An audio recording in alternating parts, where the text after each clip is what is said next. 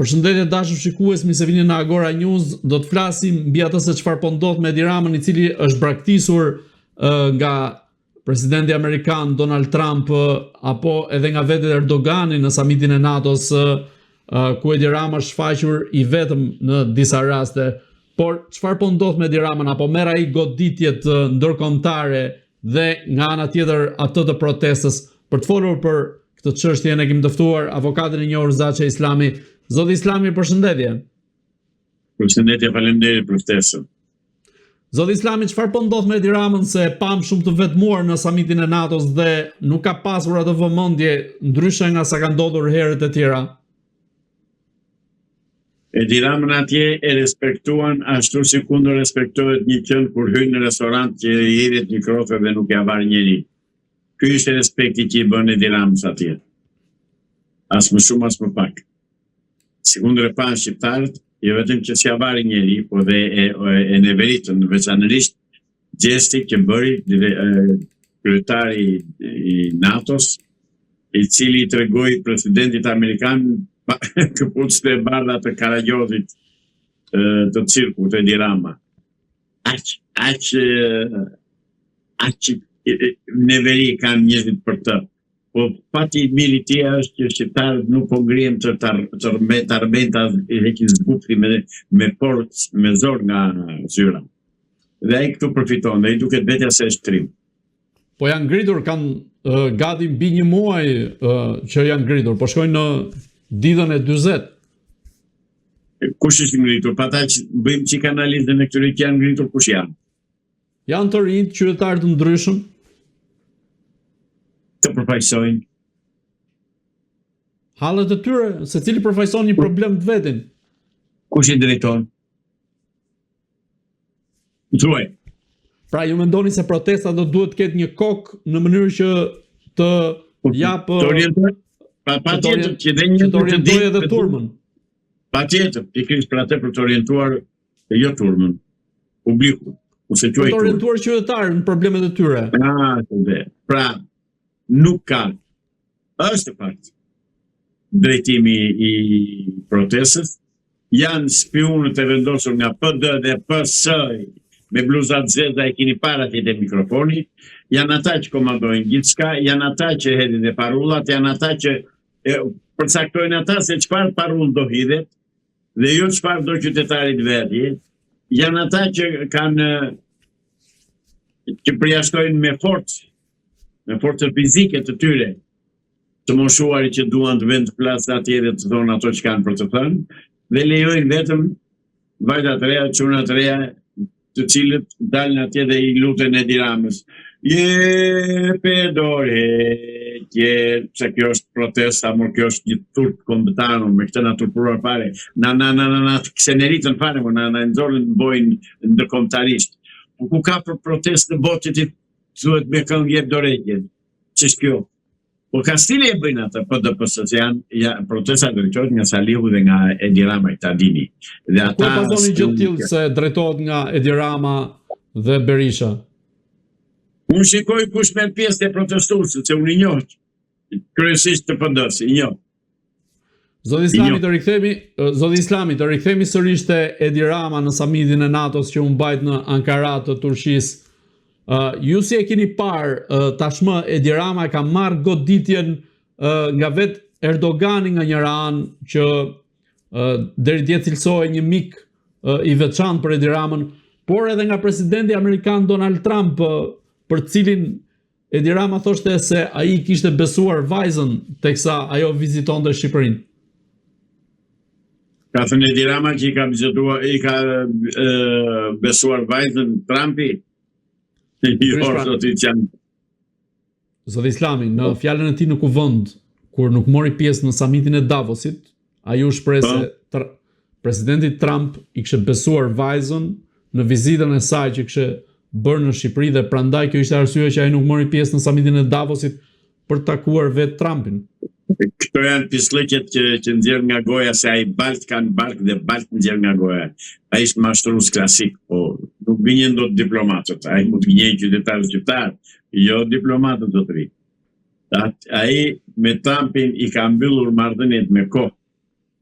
Dhe ne presim që presidenti Amerikan Trump, ashtu si kundër u distancua nga veprimi i dhëndrit dhe i vajzës së tij në aferën korruptive që i bëri bojnë dhe presidentit Amerikan me Zvërnesin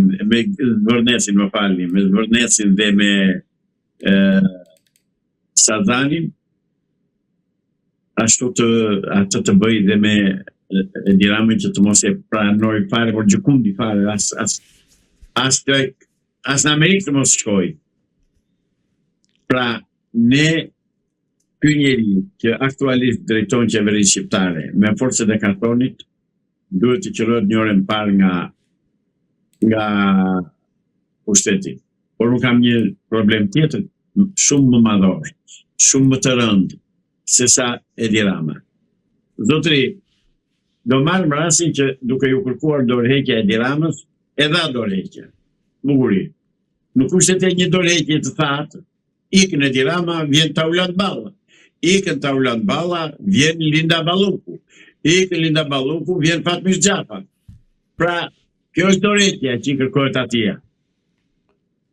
Dërsa në fakt, ne kemi kërkuar forcat e djathta shqiptare dhe detarë shqiptar, kemi kërkuar dorëheqjen e komplet këtij establishmenti politik.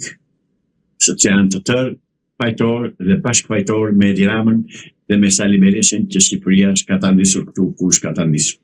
Ne problemin sot nuk e kemi me Edi Ramën, zotëri.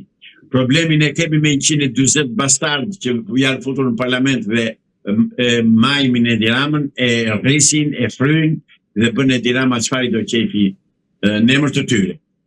Nëse unë u biciri atyre deputetëve, keni parasysh vëllezër, jo vëllezër nuk u them, po as zotëri nuk u them, po keni parasysh ju deputetët, ju bashkëfajtor kriminal me këtë hajdut, ju një pjesë e mirë juaja pjesëtar të Sinaloas meksikane, largoni që të shpëtoj Shqipëria, mos e fusi Shqipërinë në vllavrasin, se të dini një gjë.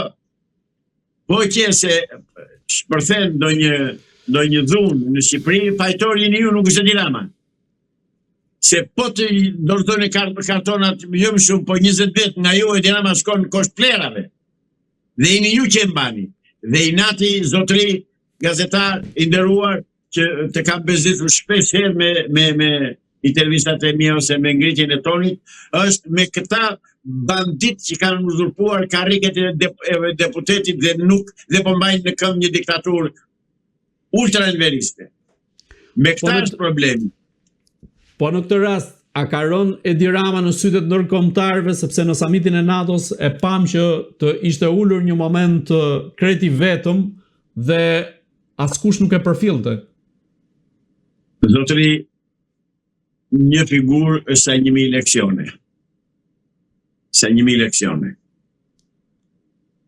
Pozicionin e tij, vlerën e tij, autoritetin e tij përpara udhëheqësve të tjerë të NATO-s, ne pam që kur ai se ka i Marko Rutte, se ka ky Marko Rutte, sekretari përgjithshëm i Aleancës Atlantikut Veriut. Sekretari përgjithshëm i Atlantikut Veriut i tregoi presidentit amerikan këpucët e bardha, atletet e bardha të Karagjorësit shqiptar, aty mbaroi, ai ishte prezantimi për diplomatët dhe për njerëzit që kanë trun kokë dhe sy në ballë dhe shikojnë se çfarë ndodh. Ai e denoncoi dhe i tha urdhë me çfarë charlatani ka ardhur, por nuk është vetëm ajo. Ky iku në Turqi me fort bezor, iku në bezor në Turqi, duke anashkaluar, duke bllokuar presidentin e Republikës, madje nuk i lejoi as aeroplan që të hitte në aeroplan, vetëm se do që të duket vetë gjithandej si Zagari për Kocka. Atë bën ai zotëri. Dhe skandalin që bëri me Erdogani dhe me ambasadën turke në Tiranë, duke kundërshtuar me forcë që o do shkonte ai atje o s'ka, sa ai nuk ishte kryetar delegacioni. Kryetar delegacioni në ftesën e NATO-s ishte presidenti i Republikës. Ky asnjë kryetar nuk që në ftesë, po ishte një antar. Pra, zotëri, ky është rrezik kombëtar, por nuk është ky, prapë po e them, janë ata ata palashe që i mbajnë në karike, ata palashe që vinë me tuareg, me këto bencat, me këto gjipat e mdhenjë, super të shtërënjt, dhe që qytetarët që qëllojnë me vezë, dhe shkojnë e futen vrimave në parlament se nuk kam të dalin shqiptarëve përballë. Kam parasysh dhe një fjalë që do ta denoncoj aty zotërisë, që ishte drejtori i arshivës, deputet i Partisë Socialiste, që tha, Partia Socialiste ju shtyp. Dëgjoni djalë. Je del Vinjot dhe jem mos gaboj jena ante mia na Kapaleli diku aty. A i tha në kuptimin politik? Leri ato pa kuptimin politik, nuk ka nevojë të thotë ai do zgjer tanket, jo, se s'ka tanke, dhe do t'i nxjerr po. Fakti është që ata Partia Socialiste po e shtyp popullin shqiptar. Po mos u nxitojnë ato deklarata mondiale, se idealeria akoma s'ke mësuar akoma si bëhet politika, as diplomacia jo.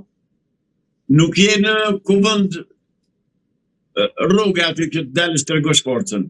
Je një përfaqësues i një partie politike që supozohet se e zgjedhur me vota.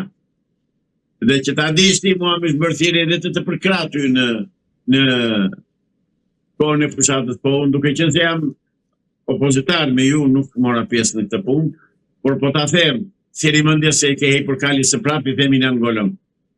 Po të them prapë, si rimëndjes, dhe të rrhigja atë deklarat që ke bërë, sepse është prezantuese e plot e politikës së komunistëve shqiptarë. Është prezantim i plot se çfarë jeni ju komunistët shqiptarë.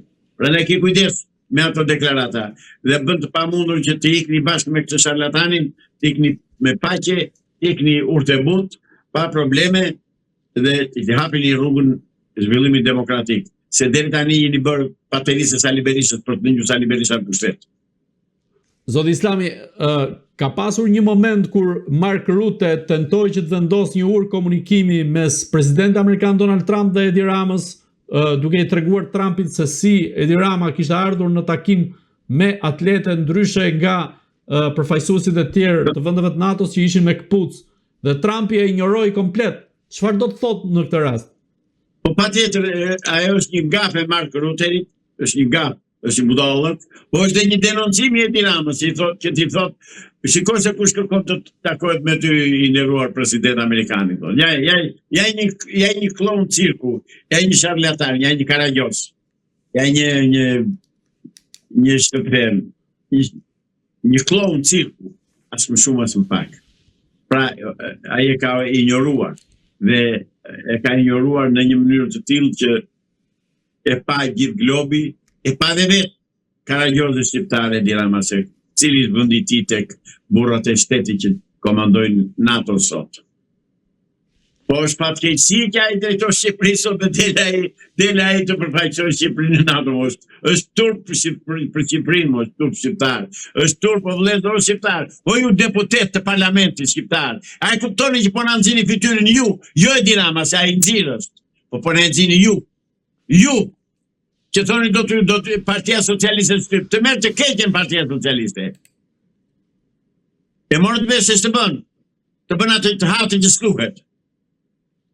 Zoti Islami, a vjen ky reagimi Trumpit në një kohë kur në Shtetet Bashkuara të Amerikës një prej kongresmenëve ka kërkuar hetim për lidhjet e qeverisë shqiptare me trafikun e drogës dhe se si qeveria shqiptare ka lehtësuar trafikun ndërkombëtar të drogës? Apo vjen tashmë pak nga pak goditja nga Amerika dhe apo vjen ai ultimatumi i madh amerikan në kuptimin qoftë diplomatik, por qoftë edhe në mënyrën siç e mori vetë Sali Berisha?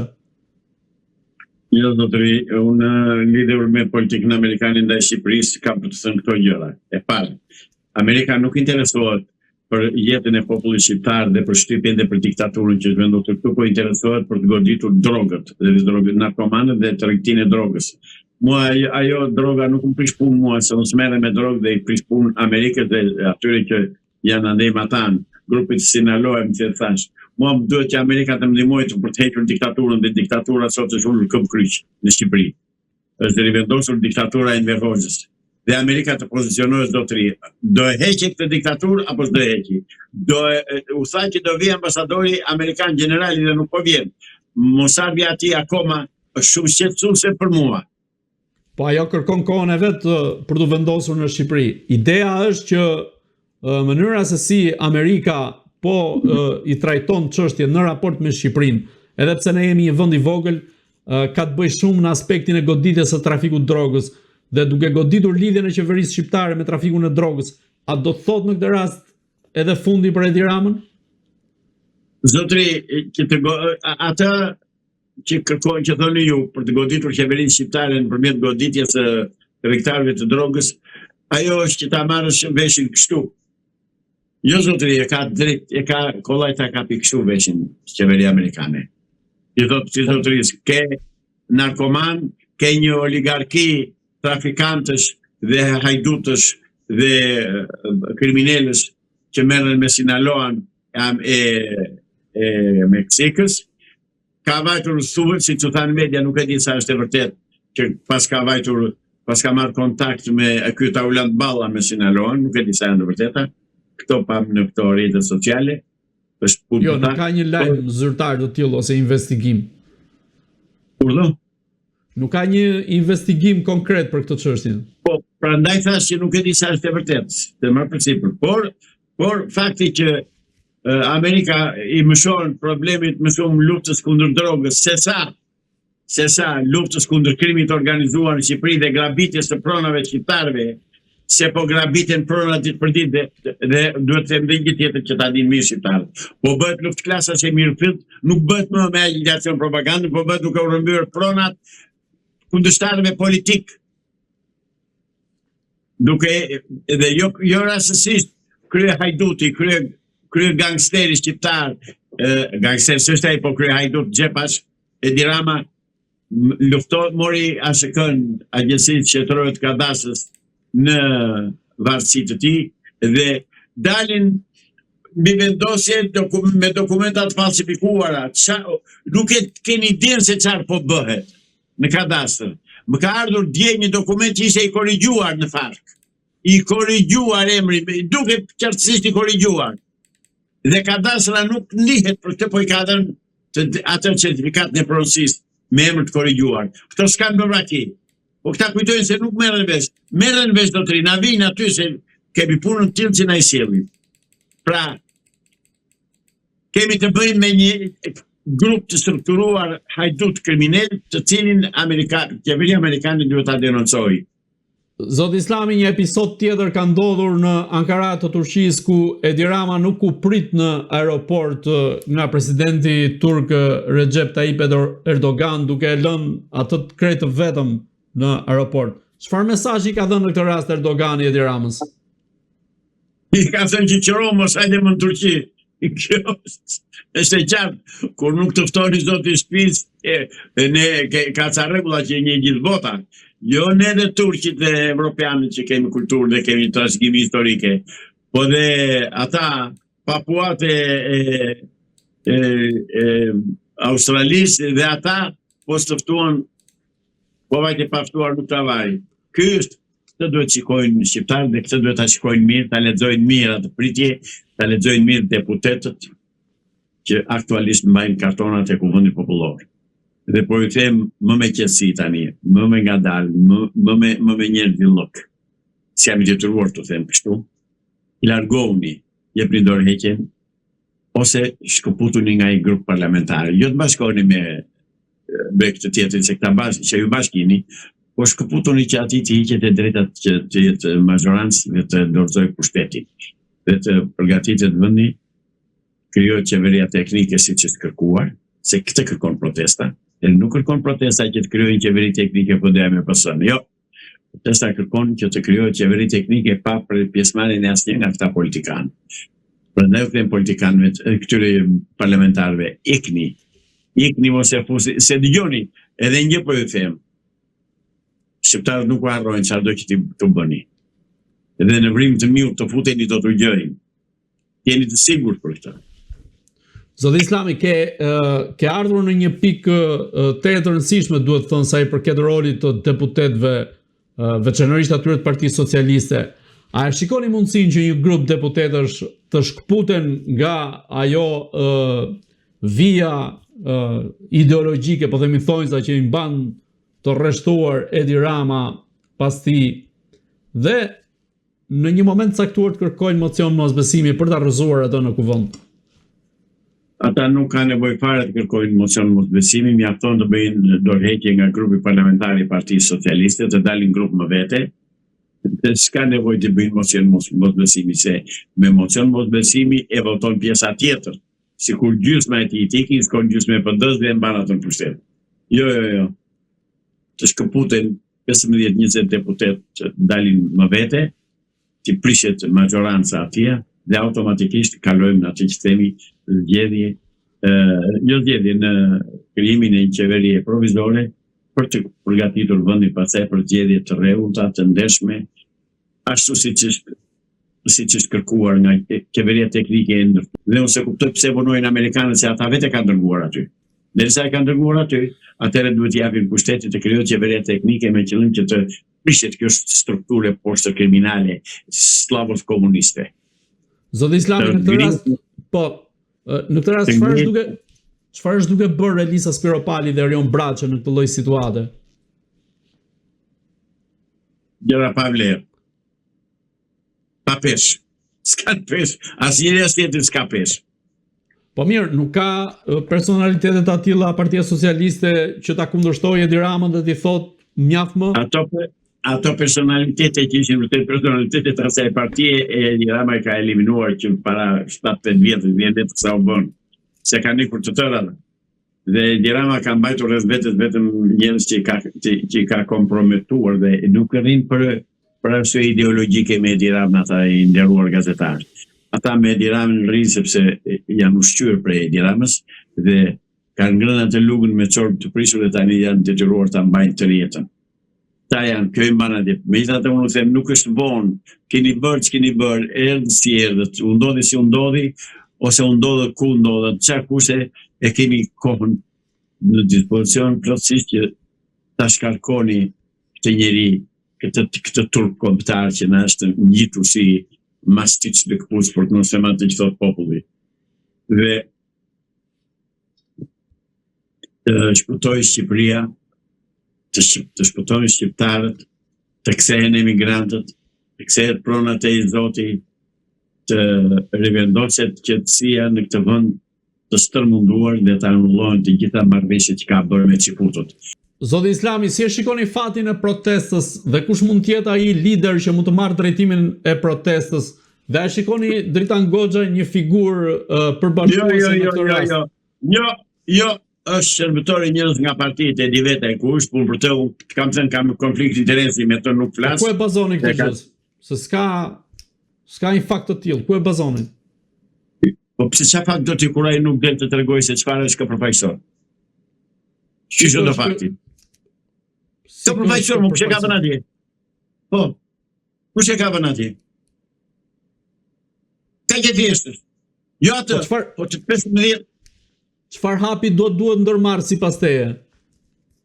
Hapi i shkyt që ajo protesta të vazhdojë deri në shkarkimin e qeverisë.